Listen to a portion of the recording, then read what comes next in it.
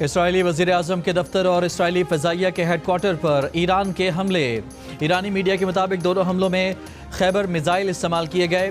تل ابیب، حیفا اور مشرقی بیت المقدس پر بھی حملے۔ ایران نے جوابی کارروائی میں استعمال ہونے والے ڈرونز اور اسلحے کی ویڈیو بھی جاری کر دی۔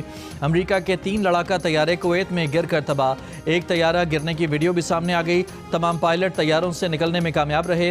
آبنائے ہرمز میں امریکہ اور برطانیہ کے 3 تیل بردار جہازوں اور مسقط کے قریب بحری جہاز بھی نشانہ۔ قبرص میں برطانوی فوجی اڈوں پر ڈرون حملوں کی کوشش۔ امریکہ کا خلیج عمان میں موجود تمام ایرانی جہاز تباہ کرنے کا دعویٰ۔ امریکی سینٹرل کمانڈ کا کہنا ہے کہ 2 دن پہلے یہاں ایرانی نیوی کے 11 جہاز تھے، اب 0 ہیں۔ ایران پر 3 دن سے جاری امریکی اور اسرائیلی حملوں میں اموات کی تعداد 555 ہو گئی۔ ایرانی ہلال احمر کے مطابق 131 شہروں کو نشانہ بنایا گیا۔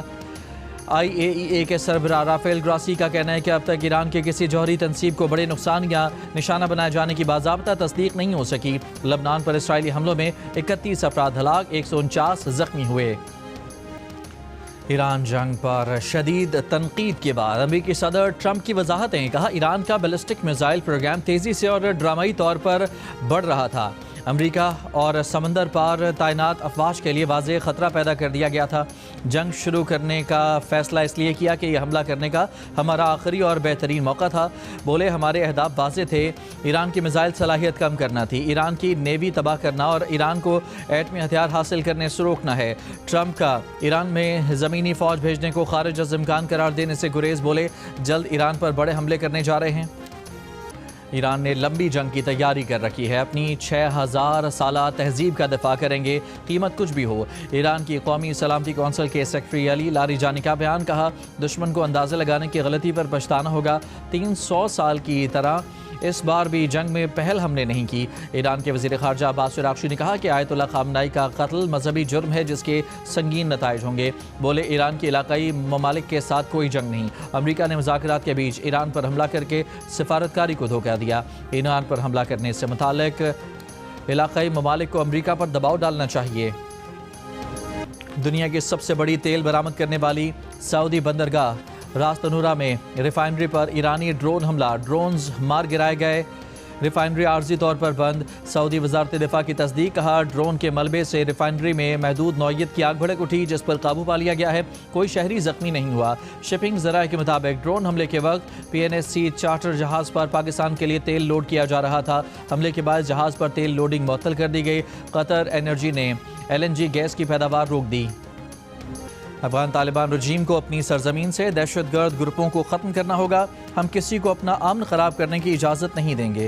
صدر مملکت آصف علی زرداری کا پارلیمنٹ کے مشترکہ اجلاس سے خطاب۔ کہا افغانستان دہشت گرد گروہوں کو پناہ مہیا کر رہا ہے، پاک فوج نے افغان طالبان کو فیصلہ کن جواب دیا۔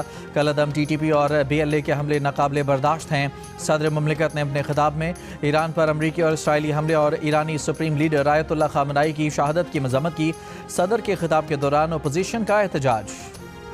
وزیر اعظم شہباز شریف کا عمان کے سلطان سے ٹیلی فونک رابطہ، دونوں رہنماؤں کا علاقائی استحکام یقینی بنانے کے لیے سفارتی اقدامات دوبارہ شروع کرنے کی حمایت۔ وزیر اعظم شہباز شریف اور شام کے صدر کا ٹیلی فونک رابطہ، علاقائی امن و استحکام برقرار رکھنے کے لیے تحمل، فوری مذاکرات اور کشیدگی میں کمی پر زور۔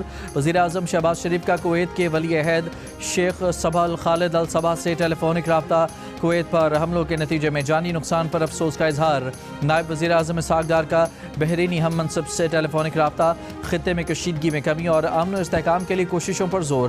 اسحاق ڈار کی یورپی یونین کے اعلیٰ نمائندہ کایا کلاس سے بھی گفتگو، کشیدگی کم کرنے کے لیے سفارتکاری پر زور دیا۔ ایران کے حوالے سے پاکستان متوازن پالیسی پر عمل پیرا ہے۔ ایران نے پاکستان کے رد عمل کو سراہا ہے جس کی تائید چین اور روس نے بھی کی۔ سینئر پاکستانی سیکیورٹی عہدیدار کی میڈیا سے گفتگو۔ کہا یہ تاثر کہ پاکستان اگلا ہدف ہو سکتا ہے بے بنیاد اور حقائق کے منافی ہے۔ پاکستان اور ایران کو عسکری اور خارجہ پالیسی اور داخلی حالات کے اعتبار سے یکساں قرار نہیں دیا جا سکتا۔ پاکستان نے ایران میں پیش آنے والے افسوسناک واقعات پر تشویش کا اظہار کیا ہے۔ کہا کہ پرامن احتجاج ہر شہری کا حق ہے، تاہم احتجاج کی آڑ میں تشدد کسی صورت قابل قبول نہیں۔ پاکستان کے سینئر سیکیورٹی عہدیدار نے کہا ہے کہ افغان طالبان رجیم کی جانب سے فتنہ خوارج اور فتنہ ہندوستان کی سہولت کاری ترک کرنے تک آپریشن ختم نہیں ہوگا۔ افغان طالبان حکومت کو پاکستان کو قابل تصدیق یقین دہانی فراہم کرنی ہوگی۔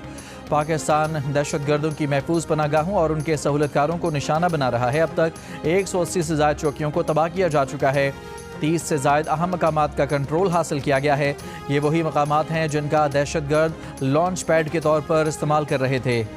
چین نے ایران کو بھرپور حمایت کی یقین دہانی کرا دی۔ چینی وزیر خارجہ نے ایرانی وزیر خارجہ عباس عراقچی سے گفتگو میں کہا کہ چین ایران کی خود مختاری، سیکیورٹی اور جغرافیائی سالمیت کے دفاع کی حمایت کرتا ہے۔ چین نے ایران کے چین سے میزائل خریدنے کی رپورٹ کو غلط قرار دے دیا۔ بتایا کہ ایران سے 3000 سے زائد چینی شہریوں نے انخلا کیا ہے۔ تہران میں ایک چینی شہری ہلاک ہونے کی تصدیق۔ روسی صدر پوتن کی سعودی ولی عہد محمد بن سلمان سے ٹیلی فونک گفتگو۔ مشرق وسطی کی صورتحال پر تبادلہ خیال۔ سفارتی ذرائع سے صورتحال بہتر بنانے کی ضرورت پر زور۔ اس سے پہلے کرملن نے ایرانی قیادت کے ساتھ مسلسل رابطے کی تصدیق کی۔ کہا کہ امریکہ اور اسرائیل ایران کے عرب پڑوسیوں کے ساتھ تعلقات معمول پر آنے کا عمل کا خراب کرنے کی کوشش کر رہے ہیں۔ جرمنی کا ایران کے خلاف فوجی کارروائیوں میں حصہ نہ لینے کا اعلان۔ جرمن وزیر خارجہ نے کہا کہ حکومت کا اس تنازع میں شمولیت کا کوئی ارادہ نہیں۔